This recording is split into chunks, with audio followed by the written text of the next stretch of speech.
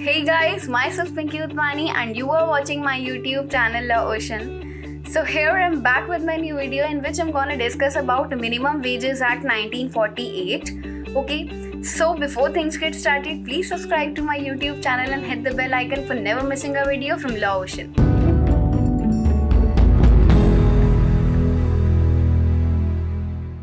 So we are going to discuss about Minimum Wages Act 1948 in this video, जिसमें section 1 to 18 हम इसमें discuss करेंगे. ये video का पार्ट फर्स्ट है, ठीक है. बाकी जो रिमेनिंग सेक्शन है वो पार्ट 2 में हम डिस्कस करेंगे. सो इसमें मैंने एक स्लाइड प्रिपेयर करी है जिसमें मैंने ट्राई किया है इन स्लाइड्स को प्रिपेयर करके जो इसमें सेक्शंस हैं एक्ट में उनको इजीली डिस्क्राइब करने के लिए बेसिकली एक शॉर्ट नोट्स की तरह एक एक स्लाइड में एक एक सेक्शन कवर करा है. So first section is short title and extent. Short title and extent में बेसिकली इतनी सी बात बोली गई है कि ये जो एक्ट है वो होल ऑफ इंडिया एप्लीकेबल है. 1948 में इनैक्ट हुआ था. Section 2 is interpretation. इंटरप्रिटेशन में बेसिकली क्या है, इंटरप्रिटेशन में आपको डेफिनेशंस दी गई हैं, ठीक है, उन वर्ड्स की जो वर्ड्स बेसिकली इस एक्ट में यूज़ होंगे. For example adolescent. एडोलेसेंट मतलब वो पर्सन जिसकी एज 14 to 18 है. एडल्ट वो पर्सन जिसकी एज 18 ईयर्स कंप्लीटेड है. चाइल्ड वो पर्सन जिसकी एज 14 ईयर्स से बिलो है. अप्रोप्रिएट गवर्नमेंट सेंट्रल गवर्नमेंट भी हो सकती है, स्टेट गवर्नमेंट भी हो सकती है, ठीक है. ये डिपेंड करता है इस्टेब्लिशमेंट की लोकेलिटी पे और ऑल्सो उसकी शेड्यूल एम्प्लॉयमेंट पे कि उसमें क्या क्या एम्प्लॉयमेंट्स है, किस चीज़ की इस्टेब्लिशमेंट है, उसमें क्या काम होता है, ठीक है. रेलवेज, माइंस, ऑयल, पोर्ट्स, इन सब केसेस में सेंट्रल गवर्नमेंट जो होती है वो अप्रोप्रिएट गवर्नमेंट होती है. देन आता है कॉम्पिटेंट अथॉरिटी. कॉम्पिटेंट अथॉरिटी को state government by notification and official gazette appoint करती है, ठीक है. इसका फंक्शन होता है time to time cost of living index number को डिसाइड करना, ठीक है, एम्प्लॉयज़ की, जिसके बेसिस पे उनकी मिनिमम वेजेस डिसाइड होती हैं. देन आता है हमारा cost of living index number.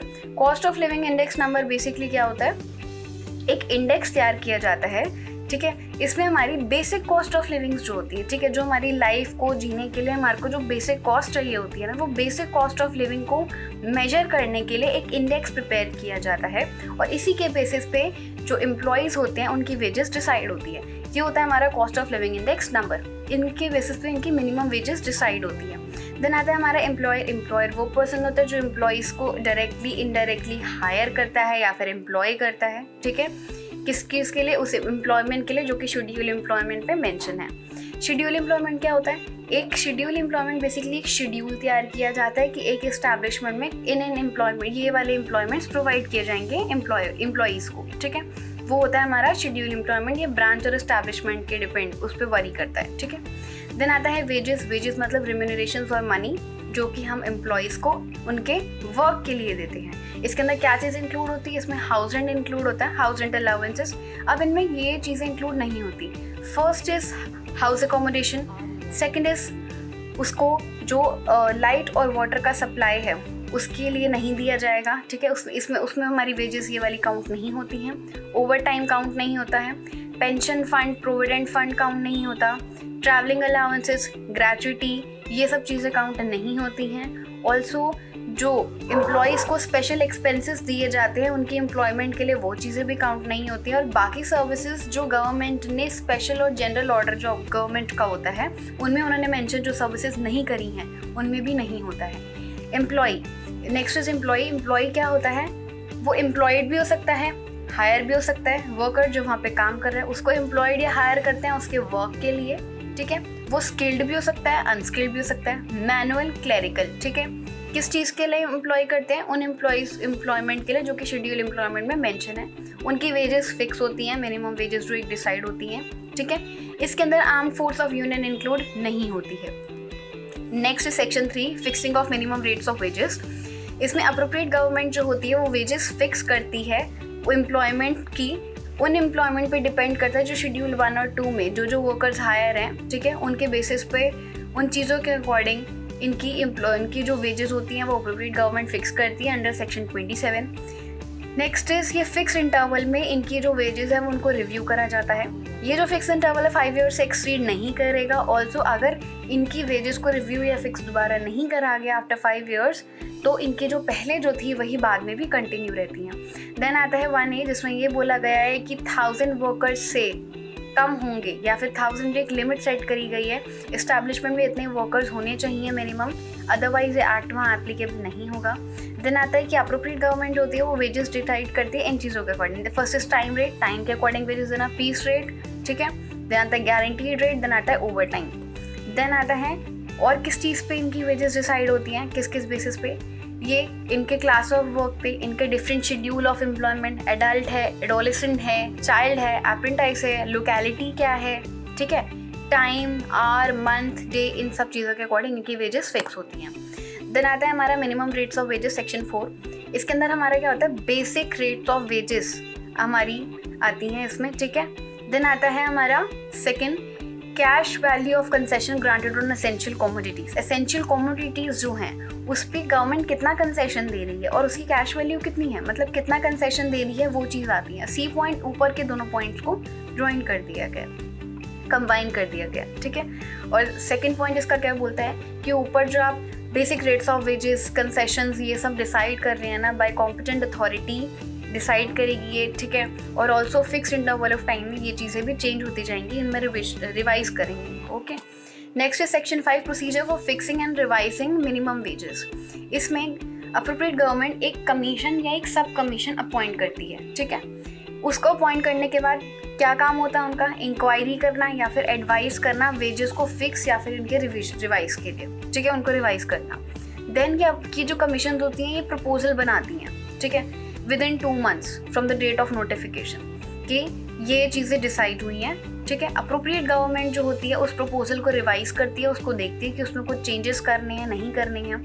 Then with in 3 months जब उनके पास आता है वो उसको पब्लिश कर देती है by notification in official gazette. Also appropriate government जो होती है वो एडवाइजरी बोर्ड से कंसल्ट करती है। देन आता है सेक्शन 6 जो है वो हट चुका है, रिपील है। सेक्शन 7 है एडवाइजरी बोर्ड, जिसको अप्रोप्रिएट गवर्नमेंट अपॉइंट करती है और इसका फंक्शन क्या होता है, जो सेक्शन 5 में मैंने बताया कि कमीशन और सब कमीशन डिसाइड करी गई थी, अपॉइंट करी गई थी, उनके वर्क को कोऑर्डिनेट करने के लिए and for fixing and revising minimum rates of wages. Then आता है हमारा central advisory board. Central advisory board को सेंट्रल गवर्नमेंट अपॉइंट करती है। इनका फंक्शन सेम जैसे एडवाइजरी बोर्ड का था वही है कि वर्क को कोऑर्डिनेट करना, एडवाइजरी बोर्ड के वर्क को कोऑर्डिनेट करती है and fixing and revising minimum rates of wages. Also इसके अंदर कौन से इनका जो कॉन्स्टिट्यूशन है पहले कि कौन से मेंबर्स आते हैं। फर्स्ट है इसमें एम्प्लॉयज़ और एम्प्लॉयर्स वो आएंगे जिनको सेंट्रल गवर्नमेंट अपॉइंट करेगी, ये दोनों इक्वल नंबर में होने चाहिए। फिर आता है इसमें कुछ इंडिपेंडेंट पर्सन होने चाहिए जिसका टोटल 1/3 से ज़्यादा एक्सीड नहीं करेगा, ठीक है। पूरे एडवाइजरी बोर्ड में जितने भी मेंबर्स हैं उनके 1/3 से ज़्यादा एक्सीड नहीं करेगा इनका टोटल। देन आता है हमारा इसमें 1 इंडिपेंडेंट पर्सन जो होगा वो चेयरमैन एज ए नॉमिनेट होगा, ठीक है, जो चेयरमैन होगा सेंट्रल एडवाइजरी बोर्ड का। देन आता है सेक्शन 9 कॉम्पोजिशन ऑफ कमिटीज़। इसमें सेम जैसे आपको सेक्शन 8 में बताया गया सेंट्रल एडवाइजरी बोर्ड में जैसे कॉन्स्टिट्यूशन हो रहा है पूरा उनका, किस तरीके से कमिटीज़ बनाई जा रही है, सेम वही है, बस इसमें सेंट्रल गवर्नमेंट की जगह अप्रोप्रिएट गवर्नमेंट अपॉइंट करती है, ठीक है। देन क्योंकि ये स्टेट गवर्नमेंट भी अपॉइंट कर सकती है, ठीक है, क्योंकि इस्टेब्लिशमेंट पे भी डिपेंड करता है कि अप्रोप्रिएट गवर्नमेंट तो स्टेट गवर्नमेंट है, सेंट्रल गवर्नमेंट है, इसलिए। देन आता है हमारा करेक्शन ऑफ एरर्स। अगर कोई नोटिस दे दिया है गवर्नमेंट में, उसमें कुछ करेक्शंस करनी है, करेक्शंस कैसी भी हो सकती है, क्लरिकल, अर्थमेटिकल, ठीक है, वेजेस का उन्होंने डिजिट गलत कर दिया या फिर नोटिस में कुछ गलत कर दिया तो उसका करेक्शन गवर्नमेंट कर सकती है by notification on official gazette, ठीक है। और ये करने से पहले कमिटीज़ जो होंगी ये सब करने से पहले अप्रोप्रिएट गवर्नमेंट के सामने वो नोटिस रखेंगे, ठीक है, उनकी एडवाइस के लिए।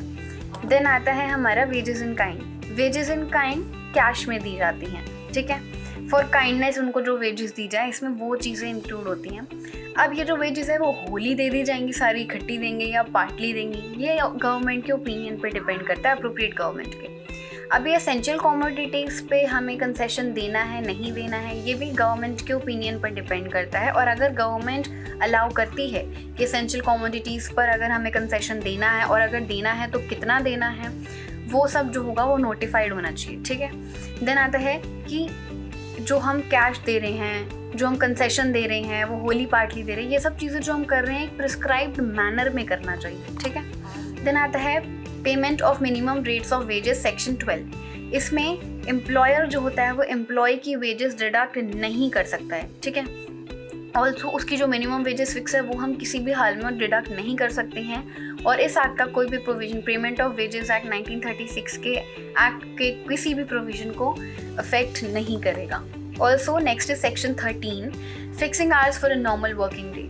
अप्रोप्रिएट गवर्नमेंट जो होती है वो एक आवर्स फिक्स कर देती है कि इतने आवर्स के लिए वर्कर जो है, जो एम्प्लॉय है, उसको काम करना है, ठीक है। देन 7 वर्किंग डेज के बाद कौन सा डे डिसाइड होगा जो रेस्ट डे होता है। जैसे कि हम देखते हैं कि संडे मोस्टली होता है, लेकिन बहुत सी इस्टेब्लिशमेंट ऐसी भी होंगी जहाँ पे मंडे, ट्यूसडे, वेंसडे उनका रेस्ट वर्किंग डे होगा। तो ये जो होती है वो अप्रोप्रिएट गवर्नमेंट डिसाइड करती है कि 7 वर्किंग डेज के बाद कौन सा day as a rest decide होगा, डे ऑफ रेस्ट डिसाइड होगा। देन आता है कि अगर रेस्ट डे पर किसी एम्प्लॉय से काम कराया जाता है तो उसको ओवर टाइम पे करना होगा, जो कि सेक्शन 14 में दिया गया है, ठीक है। ओवर टाइम मतलब उसकी वेजेस उनको ज़्यादा देनी होगी। देन आता है हमारा कि उनको फॉलोइंग कंडीशंस में, अगर इन कंडीशंस में उनसे काम कराया जाएगा वो एम्प्लॉय से, तो उसमें भी आपको पेमेंट करनी होगी। वो क्या हो सकते हैं, इमरजेंसी अनफोर्सिंग कंडीशन में उनसे काम कराया जाए, कोई इमरजेंसी आ गई, आप वर्कर्स को और ज़्यादा काम करवा रहे हो उनसे, ठीक है। अनफोर्सिंग मतलब वो कंडीशन जो हम इमेजिन नहीं कर सकते थे, ठीक है, कि ऐसा भी होगा, वो चीज़ें।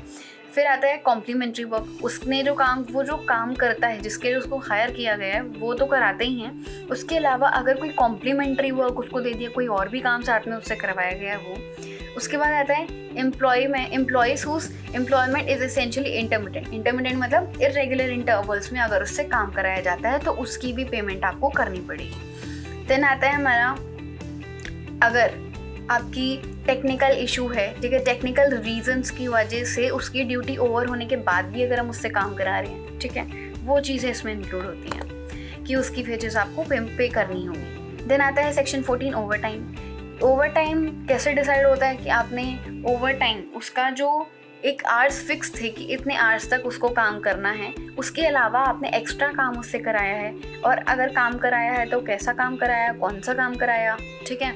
ऑल्सो इसमें कितनी देर तक काम कराया, कितने आवर्स, उन सब चीज़ों को देखकर उसको ओवर टाइम पे किया जाता है।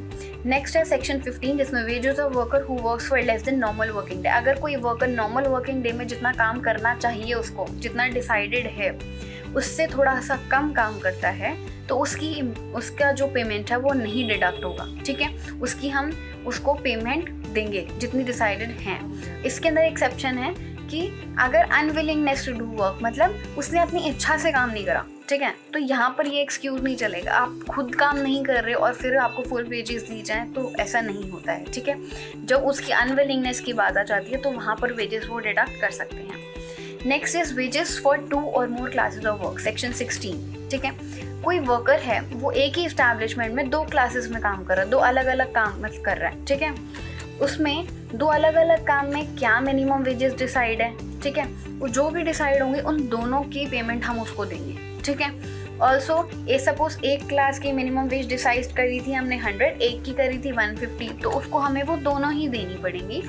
इसमें एक चीज़ पे डिपेंड करता है कि आपने टाइम रेट पे, ठीक है, एक क्लास में आप ज़्यादा देर काम कर रहे हो, दूसरी क्लास में आप कम देर काम कर रहे हो, या फिर दोनों में इक्वल कर रहे हो, ठीक है, इस पर आपकी वेजेस भी डिसाइड करी जाएंगी। Also section 17, minimum rates of wages, minimum time rate wages for piece work, ठीक है।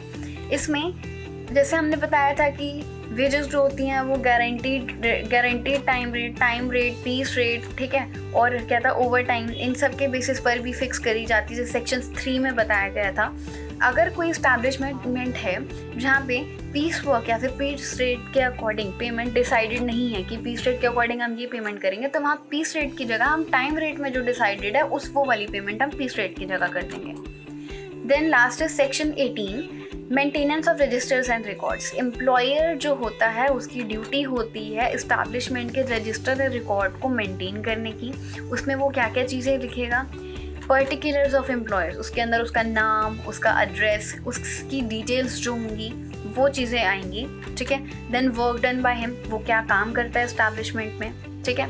देन आता है हमारा वेजेस उसको कितनी प्रोवाइड करी जा रही है। Then receipts and other particulars, उसकी वेजेस के रिसीट्स जो हैं, ठीक है। ऑल्सो कुछ और अगर डॉक्यूमेंट्स अटैच करे गए हैं या फिर करने चाहिए, वो सब जो होगा वो रजिस्टर में रिकॉर्ड करा जाएगा।